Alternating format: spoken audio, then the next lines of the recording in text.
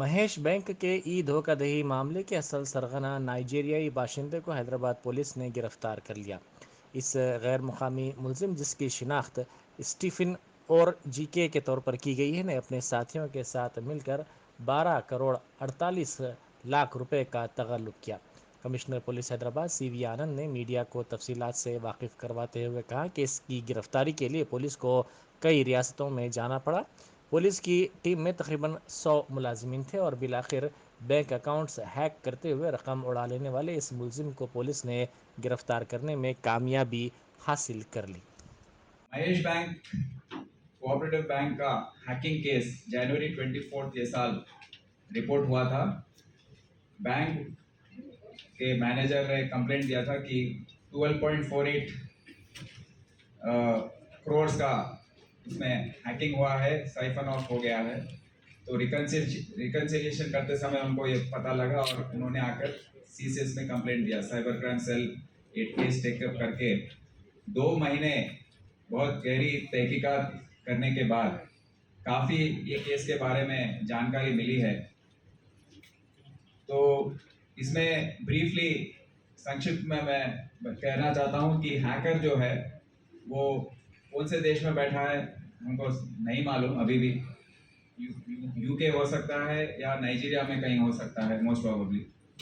तो उसने नवंबर के महीने में 200 फिशिंग मेल्स महेश बैंक के एम्प्लॉयज़ को भेजा था। 200 एम्प्लॉय को 200 मेल भेजा उसने, और उसमें 2 एम्प्लॉय वो जो फिशिंग मेल्स हैं उसको क्लिक किया। उन्होंने उनके बिजनेस के संबंधित विषय में मेल आया था तो उसने क्लिक किया। क्लिक करने पर उसका जो मेल है, हैकर है, वो उनके सिस्टम से कनेक्ट हो गया, क्योंकि उसमें रिमोट एक्सेस ट्रोजन एक था, वायरस का नाम है, वो ट्रोजन था। उसकी वजह से कनेक्शन हो गया। कनेक्शन होने के बाद ये हैकर की लॉगर सॉफ्टवेयर भेजा है वो दोनों सिस्टम में। की लॉगर सॉफ्टवेयर भेजने के बाद क्या होता है कि जो भी वो 2 एम्प्लॉय काम करने वाले बैंक में टाइप करते हैं, अपना यूज़र आईडी पासवर्ड टाइप करते हैं, तो उसको पता लग जाता है। तो इसके द्वारा की लॉगर सॉफ्टवेयर के द्वारा उसने ये दोनों एम्प्लॉय का यूज़र आईडी और पासवर्ड उसने मालूम कर लिया। उसके बाद ये 2 सिस्टम्स के द्वारा वो, क्योंकि सिंगल नेटवर्क पर है, जो सुपर एडमिन कहते हैं, सुपर एडमिन जो वो होते हैं बैंक में जिनको डेटाबेस जो है उसके साथ इनका कनेक्शन होता है।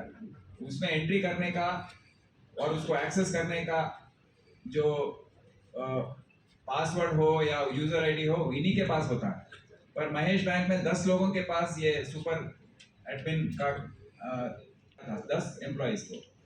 तो जब भी ये 2 एम्प्लॉय ये 10 एम्प्लॉय से संपर्क करते थे और टाइपिंग करते थे या कुछ मेल एक्सचेंज करते थे, तो पूरा इंफॉर्मेशन वो हैकर को पहुंच रहा था।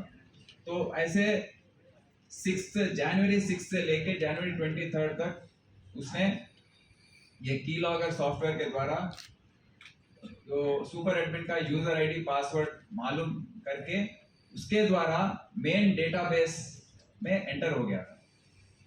इसी समय दूसरी तरफ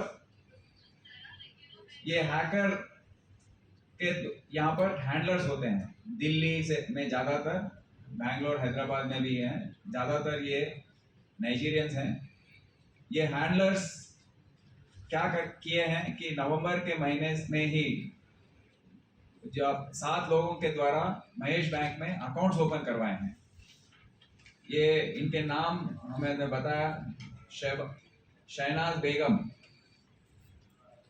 नवीन कुमार, विनोद कुमार राठी, संपत कुमार। ये चारों के अकाउंट के द्वारा उसने क्या किया कि पूरा 12 जो अमाउंट उसमें था, मिनिमम अमाउंट, क्योंकि ऑलरेडी उसके पास यूज़र आईडी पासवर्ड पहुंच गया था, वो अकाउंट में एंटर होकर उसमें 2 लाख होने पर उसको 4 करोड़ कर दिया। उसमें 299 रुपीज एक अकाउंट में था, उसको 5 करोड़ कर दिया। मतलब उसके पास जो भी कर सकता है वो अकाउंट में पहुंच गया, वो डेटाबेस में पहुंच गया। तो वो account just on in the account sheet he has changed. इस ऐसे टोटल 12.48 करोड़ ये 4 अकाउंट में उसने चेंज किया, और 3 अकाउंट भी थे बट वो 3 अकाउंट काम नहीं किए वो दिन।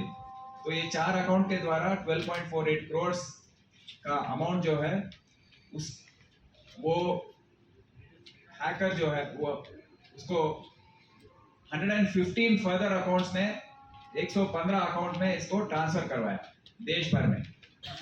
और ये 115 अकाउंट होल्डर्स काफी लोग हैं, दिल्ली में है, कलकत्ता में है, नॉर्थ ईस्ट में है, बैंगलोर में है, हैदराबाद में है। इनका क्या है कि जो भी अकाउंट खोलता है 10% कमीशन उनको दिया जाता है ये पूरा खेल में। तो वो 115 अकाउंट से इसने विड्रॉ किया, एटीएम के द्वारा जो कैश था वो विड्रॉ हो गया। बाद और 398 अकाउंट्स और खोले गए देश भर में, कोने कोने में ये अकाउंट्स खोले गए। वहां पर भी जाके एटीएम्स के द्वारा कैश विड्रॉ किया गया।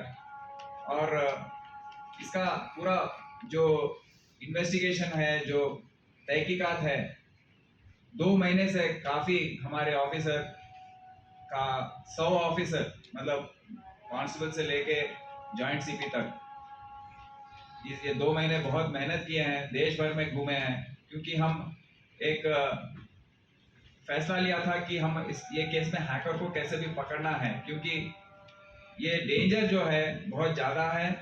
इसके द्वारा अभी आने वाले दिनों में काफ़ी बैंक हैक हो सकते हैं। और अभी तक हमारे राष्ट्र में हम देखे हैं, तेलंगाना स्टेट कोऑपरेटिव बैंक का हैक हुआ था जुलाई में, 2 करोड़ रुपए आसपास उसमें हैक हो गए थे। अभी ये केस हुआ है, मुंबई में 2 केस रिपोर्ट हुए हैं, डीएनएस बैंक और दूसरा एक कोऑपरेटिव बैंक में। तो आने वाले दिनों में ये बढ़ने वाला है। और महेश जो भी बैंक है, ये केस में देखा गया है कि महेश बैंक का मैनेजमेंट साइबर सिक्योरिटी का जो पॉलिसी है रिजर्व बैंक ऑफ इंडिया का, क्योंकि पब्लिक का पैसा है, और जब पब्लिक के पैसे से आप बैंक बिजनेस चला रहे हैं, उसमें प्रॉफिट कमा रहे हैं, तो आप गनीमत आपकी जिम्मेदारी बनती है कि मिनिमम साइबर सिक्योरिटी मेजर्स लें। बट आपने सिंगल नेटवर्क पर चलाया, पूरे एम्प्लॉयज को इंटरनेट दे दिया, हेडक्वार्टर बैंक से लेके पूरे ब्रांचेस तक एक ही नेटवर्क पर आपने कनेक्शन दे दिया, आपने फायरवॉल्स नहीं लगाया, आपने इंट्रूजन प्रिवेंशन डिवाइसेस नहीं लगाया, इंट्रूजन डिटेक्शन सिस्टम्स नहीं लगाए। तो ये सब गलतियां बहुत होने पर ये हैकिंग हुआ है। तो उनको भी हम ये केस में हम डालेंगे और उनको हम एग्जामिन करेंगे क्यों ऐसे हुआ है। और एक सॉफ्टवेयर डेवलपर है इंट्रासॉफ्ट, जो मुंबई बेस्ड है, तो उन पर भी हमारा शक है, क्योंकि कोऑपरेट नहीं किए हैं अब तक। तो उनको भी हम अब आने वाले दिनों में इसका क्योंकि ये लंबा चलने वाला है और हैकर जो है वो दूसरे देश में है, हम इंटरपोल अप्रोच होंगे। इंटरपोल के द्वारा ये जो आईपी एड्रेसेस हैं वो दूसरे देश में आ रहे हैं और प्रॉक्सी आईपी एड्रेसेस हैं। तो इनका एक्चुअल आईपी एड्रेस क्या है, कौन है ये आदमी, ये मालूम करने के लिए इंटरपोल की सहायता मदद हम लेंगे।